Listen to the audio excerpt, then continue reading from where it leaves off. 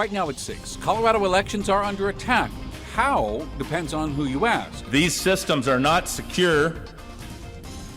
They're not secure in any national security sense of the word. You can't allow someone access to that voting equipment. Following several investigations into security breaches, state lawmakers want to button up the system ahead of the midterm. We want to make sure that people have comfort to know that their vote was counted and that it matters. The Marshall Fire nearly wiped out their business. Sparks flying by, embers just going by. Really scary for the dogs. 5 months later, they have reason to celebrate. That's the thing I love about dogs, love about animals, is the past, and they're moving forward.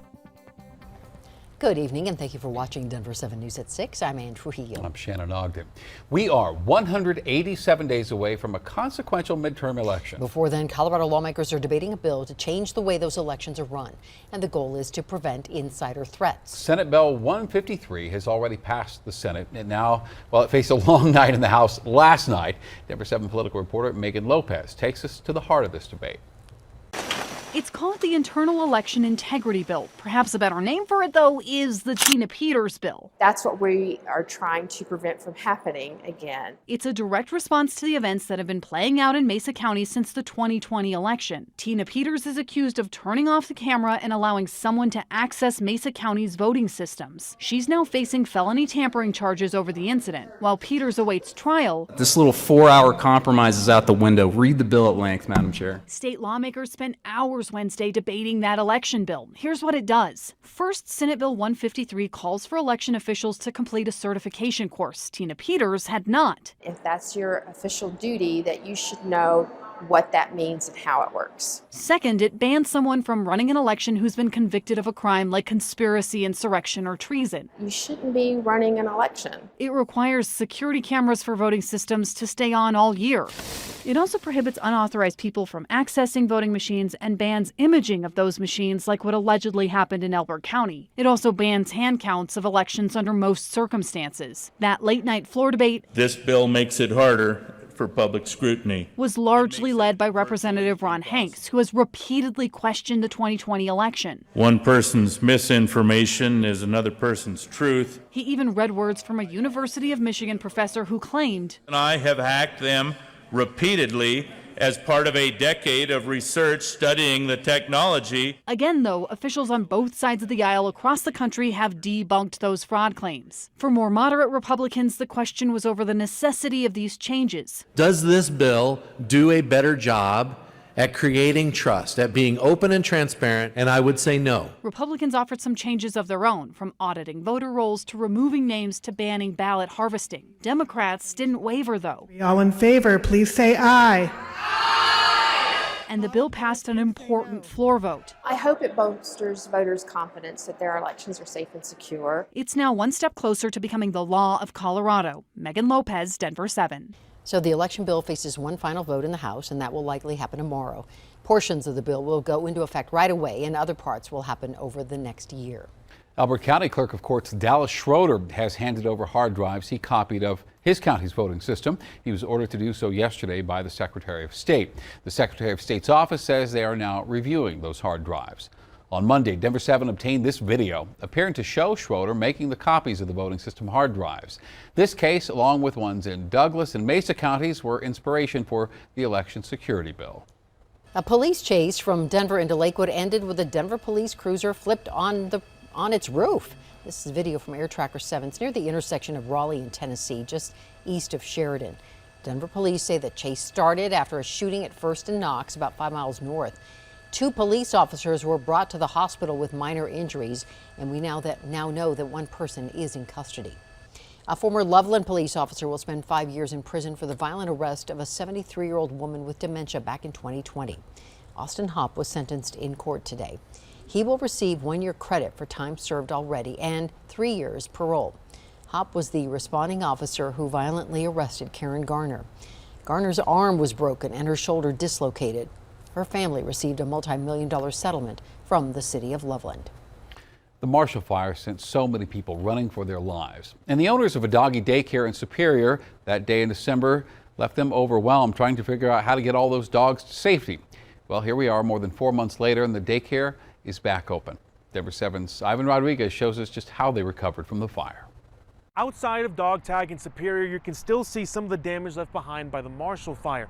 But inside its doors, there's a return to normalcy. Come here, bear. He's a big bear. For years, Donnell Slater has run dog tag in Superior, but her love of working with animals started much earlier. I've always loved working with animals, so this is just kind of a dream for me to have my own business. Here we go. Come on, come on, come on. Let's go, let's go.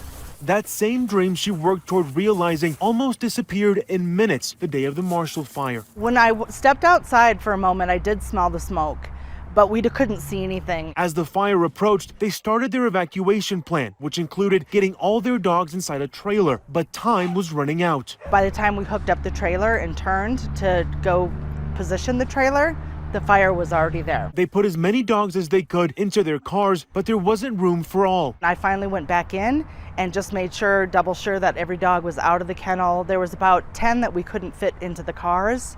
So we ended up just, plan Z, open the gates. This video shows the moment Boulder County Animal Control arrived to dog tag some of the dogs that had been freed, following them back inside. Eventually, all dogs were found safe. I think animals are really instinctual, and they have a much better chance of survival if they're out than locked into a kennel. Slater's business lost a barn and fencing to the fire. Ash and soot also covered the gravel the dogs used to play on. Everything insurance would not cover was able to be replaced thanks to community fundraising. I had a lot of support from family and friends. My employees were amazing. Reaching out, sending thank you cards. For Slater, reopening comes with a sense of pride. Their former entry sign, damaged by the fire, now sits inside their office, reminding them of what could have been lost. It tells its own story of resilience. A story Slater wants to continue to tell for years to come. Ivan Rodriguez, Denver 7. Well, today the Chuck E. Cheese in Superior reopened as well. Now, this location was heavily damaged in the Marshall Fire.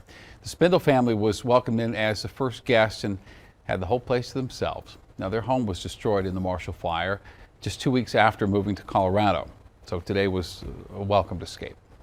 For me, I don't know. I think I'm as excited or more than the kids are. This is super fun.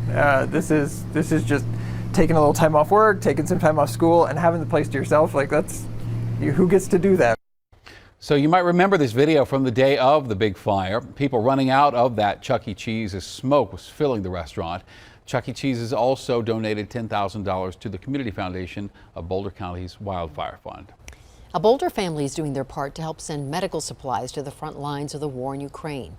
Victoria Olinik and Andrei Zakutiev have organized Sunflower Seeds Ukraine. It's a Boulder-based aid group working to get things like trauma bandages, tourniquets, and gauze dressings to Ukraine.